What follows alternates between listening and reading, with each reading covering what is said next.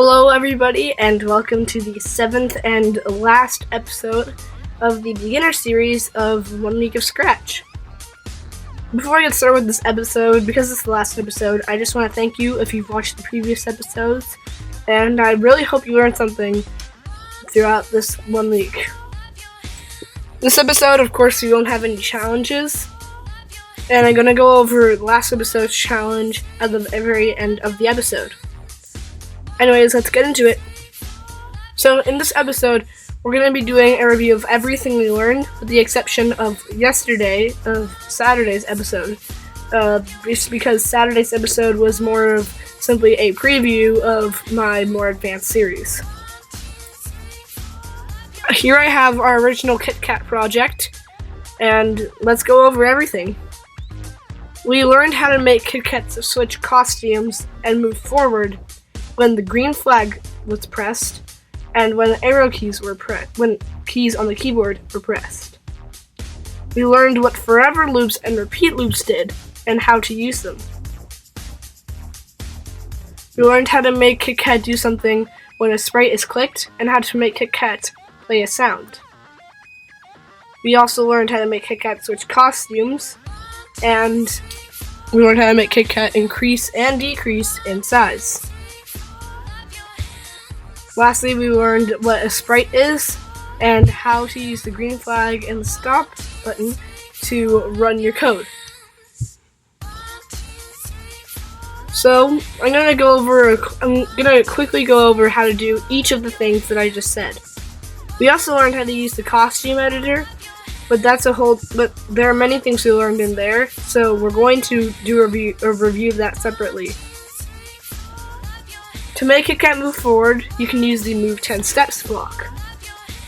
To make KitKat go to your mouse or a random position, you can use the Go to Random Position block and click the drop down to change it to a mouse pointer. To make KitKat do something when you click the green flag, click KitKat or press a key on the keyboard is by using these three blocks here: the when green flag clicked block, the when space key pressed block, which you can change by clicking the drop down, and the when the sprite clicked block. To make KitKat repeat something a certain amount of times or do something forever can be done by dragging and dropping a repeat block and changing the number inside it by clicking it. And then the forever block, using the forever block to make KitKat do something forever.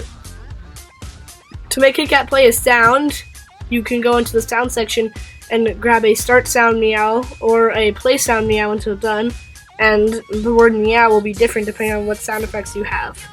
And you can change this by clicking the drop down again.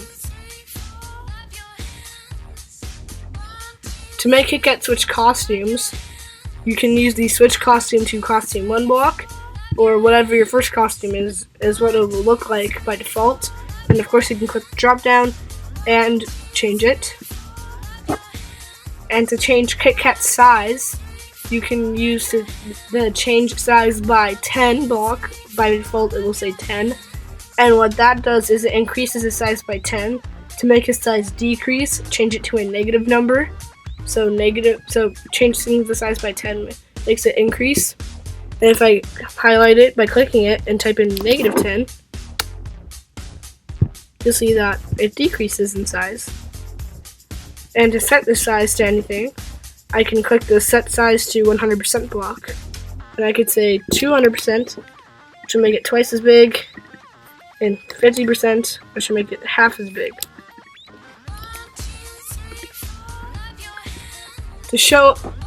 Lastly, to show and hide KitKat, you can use the show and hide blocks in the look section again.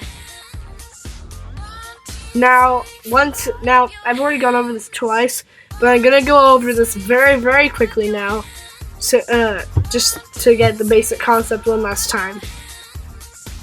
The Move 10 Steps block makes KitKat move forward a little bit. The Go to Random Position block makes KitKat go to a random position in his room, or go to your mouse pointer.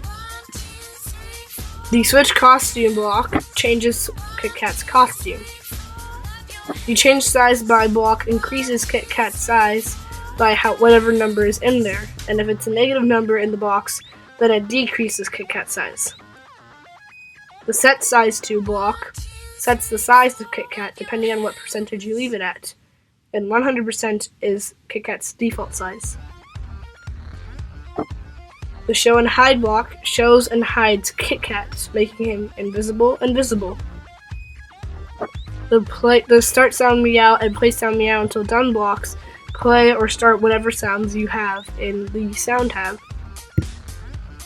The when green flag clicked block makes KitKat do something when you click the green flag. The when space key press block makes KitKat do something when you use the keyboard to press whatever key it is set to, and the when the sprite clicked block makes KitKat do something when you click him. The repeat block makes KitKat repeat a line of code or a line of blocks however many times this number is set to, and the forever block makes KitKat repeat that code forever or until you press the stop button. So that's everything we've covered so far. If you didn't understand anything, of course, you can go back and find my previous videos if you haven't watched them yet. And of course, it can never hurt to do a quick review. Thank you for watching, and I hope this series was useful. And before I end this video, I'm going to go over the costume section. In the costume section, we learned not how to use the bitmap menu, but how to change between bitmap and vector by clicking this button. I'm going to use this as an example. We learned how to change the fill and outline using this drop down and this drop down, and we edited it using color, saturation, and brightness.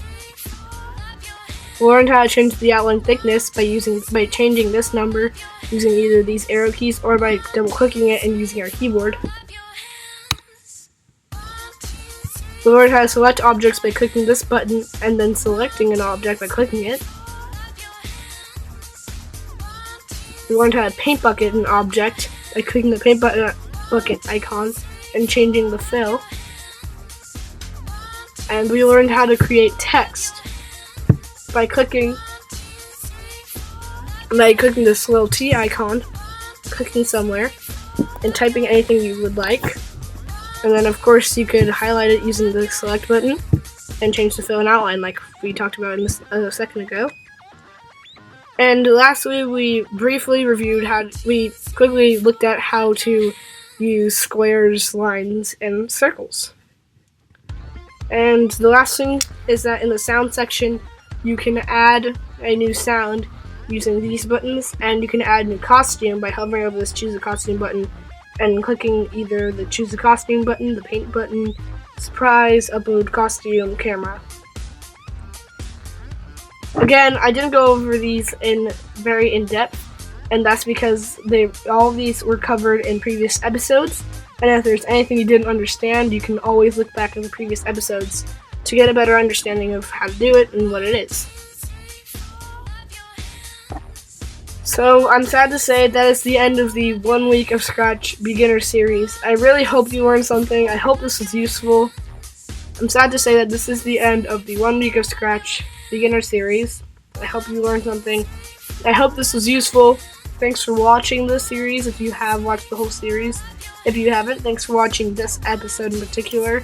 And you should definitely check out the rest of the series because it helps a lot to know more in depth about how everything works.